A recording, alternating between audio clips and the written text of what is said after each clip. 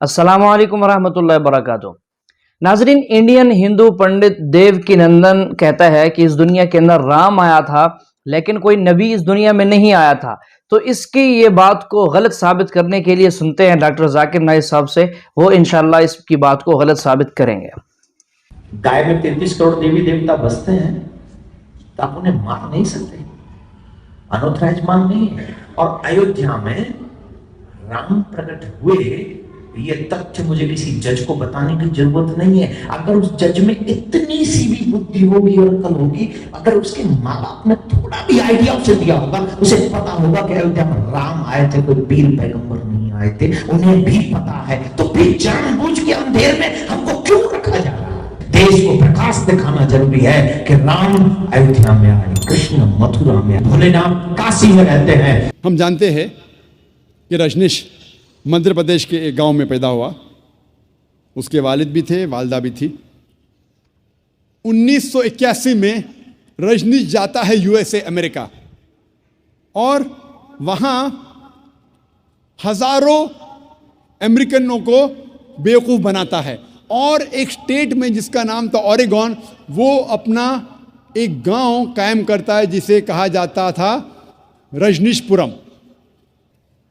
बाद में American government Rajneesh को गिरफ्तार करती है और डालती है जेल में।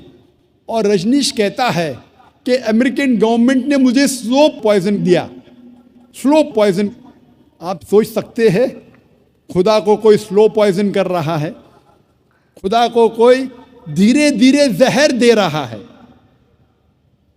और 1985 में, 1985 में अमेरिकन गवर्नमेंट रजनीश को यूएसए के बाहर निकालती है और फिर से रजनीश आ जाता है हिंदुस्तान में और जाता है फिर से पूना में अपने सेंटर में, जिसका नाम था रजनीश न्यो संन्यास।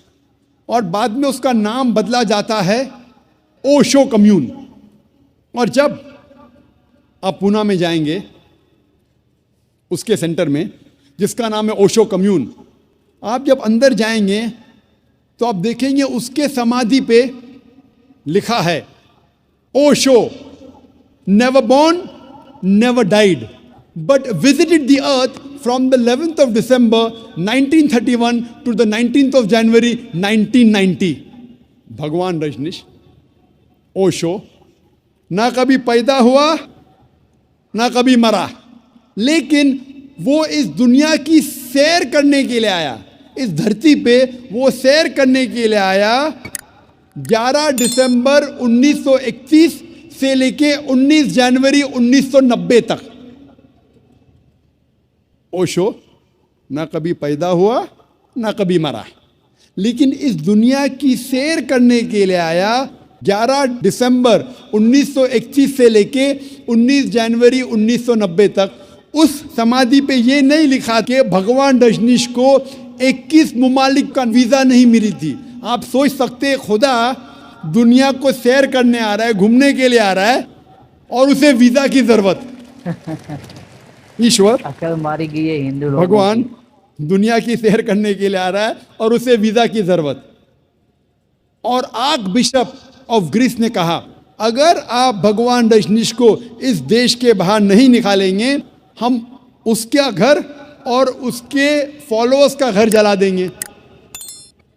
और आखिरी इम्तिहान, चौथी आयत, वलम यकुल लहु कुफुवन अहद, उसके जैसा कोई नहीं। अगर आप खुदा या ईश्वर की बराबरी इस दुनिया में, इस कायनात में किसी चीज से कर सकते तो वो खुदा ही नहीं, वो ईश्वर ही नहीं। वलम यकुल लहु कुफुवन अहद, उसके जैसा कोई नहीं। अगर हम खुदा या ईश्वर की बराबरी इस कायनात में, इस दुनिया में किसी चीज़ के साथ कर सकते तो वो खुदा ही नहीं, वो ईश्वर ही नहीं।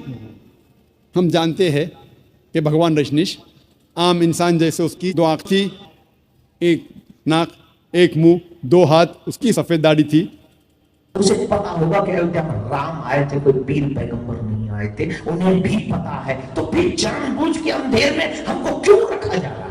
बहन का सवाल है कि प्रॉफिट्स मिड एशिया में भेजे गए हैं, यूरोप में भेजे गए, दिगर ममालिक में भेजे गए, इंडिया में क्यों नहीं भेजे गए? इंडिया में क्यों नहीं? कुरान मजीद में साफ तौर से लिखा है, साफ तौर पे सूरह रअद में सूरा नंबर 13 आयत नंबर 7 में, बोली कुल्ली कौमिन हाद, हमने हर कौमों में हिदायत देने वाला भेजा है। साफ तौर पे लिखा है कि अल्लाह सुब्हानहू व तआला ने हर कौम में पैगंबर भेजा। और हदीस में आता है कि मोहम्मद सल्लल्लाहु अलैहि वसल्लम फरमाते कि अल्लाह सुब्हानहू व तआला ने सारी दुनिया में 1,24,000 पैगंबर भेजे, लेकिन नाम से जिक्र कुरान मजीद में सिर्फ 25 का है। नाम से जिक्र कुरान मजीद में सिर्फ 25 का है, लेकिन कुरान मजीद में अल्लाह ताला फरमाते हैं सूरह गाफिर में सूरा नंबर 40 आयत नंबर 64 में कि कुछ पैगंबर के बारे में हम जिक्र करते हैं, कुछ पैगंबर के बारे में नहीं। तो सारे पैगंबर का जिक्र करना कुरान मजीद में जरूरी नहीं, तो ये कुरान मजीद इतनी बड़ी किताब हो जाती है, बिल्डिंग से भी बड़ी। इतनी छोटी किताब जब आज अक्सर इंसान नहीं पढ़ते, तो अल्लाह ताला ने ये कुरान मजीद टेलीग्राफिक मैसेज, शॉर्ट में इंसानियत को हिदायत दी है, इट्स अ टेलीग्राफिक मैसेज। लेकिन इसमें यह कहा गया है कि हर कौम में हमने पैगंबर भेजा, हर कौम में, ताकि कोई ये नहीं कह सके कि मुझे पैगाम नहीं मिला। इंडिया में भी अल्लाह ने पैगंबर भेजे हैं, नाम से हम उनका जिक्र नहीं जानते, नाम से उनका जिक्र कुरान मजीद में नहीं है। लेकिन एक बात मैं जरूर कहना चाहूंगा कि जितने पैगंबर, आखिरी पैगंबर मोहम्मद सल्लल्लाहु अलैहि वसल्लम के पहले आए, उनका पैगाम महदूद था सिर्फ उन लोगों के लिए जहां उनने पैगाम दिया। जितने पैगंबर भी आखिरी पैगंबर मोहम्मद सल्लल्लाहु अलैहि वसल्लम के पहले आए, उनका पैगाम महदूद था सिर्फ उन लोगों के लिए। लेकिन क्योंकि मोहम्मद सल्लल्लाहु अलैहि वसल्लम आखिरी पैगंबर है और इसके बाद कोई भी पैगंबर नहीं आएंगे, इसका जिक्र है सूरह आज़ाब में सूरा नंबर 33 आयत नंबर 40 में कि मोहम्मद सल्लल्लाहु अलैहि वसल्लम आखिरी पैगंबर है। इसीलिए मोहम्मद सल्लल्लाहु अलैहि वसल्लम सिर्फ अरबों या सिर्फ मुसलमानों के लिए नहीं भेजे गए थे, वो सारी इंसानियत के लिए भेजे गए थे। कुरान मजीद में लिखा है सूरह अंबिया में सूरा नंबर 21 आयत नंबर 107 में, वमा अरसलनाका इल्ला रहमतल लिल आलमीन, कि हमने तुम्हें भेजा सारी इंसानियत के लिए, सारे जहां के लिए, सारे आलमीन के लिए। क्योंकि मोहम्मद सल्लल्लाहु अलैहि वसल्लम आखिरी पैगंबर थे, इनके बाद कोई पैगंबर नहीं आएगा, इसीलिए वो सिर्फ मुस्लिम या मुसलमान या अरबों के लिए नहीं, सारे इंसानियत के लिए भेजे गए थे। और कुरान मजीद के पहले कई पैगाम आए, कई वही आए, जितने पैगाम अल्लाह की तरफ से आए कुरान मजीद के पहले, वो सिर्फ महदूद थे चंद लोगों के लिए। लेकिन क्योंकि कुरान मजीद अल्लाह का आखिरी कलाम है, वो सिर्फ अरबों या मुसलमानों के लिए नाजिल नहीं किया गया था, वो सारे इंसानियत के लिए नाजिल किया गया है। और इसका जिक्र आता है सूरह इब्राहिम में सूरा नंबर 14 आयत नंबर 52 आयत नंबर 52, और सूरह बकरा सूरा नंबर 2 आयत नंबर 185 में कि हमने ये कुरान सारी इंसानियत को हिदायत के लिए नाजिल किया है।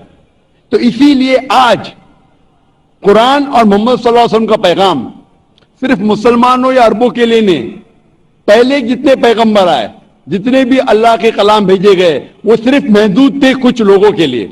आज आप चाहे हिंदुस्तान में रह रहे हो या यूके में या सऊदी अरेबिया में या यूएसए में या कनाडा में, सारी इंसानियत को मानना चाहिए आखिरी पैगाम कुरान मजीद और आखिरी पैगंबर मोहम्मद सल्लल्लाहु अलैहि वसल्लम। इसीलिए इसका जिक्र, मोहम्मद सल्लल्लाहु अलैहि वसल्लम का जिक्र सारे दिगर मज़ाहिब में है कि ये आखिरी पैगंबर आने वाले हैं। बाइबल में है, हिंदुओं की किताब में है, पारसियों की किताब में है, यहूदी की किताब में है।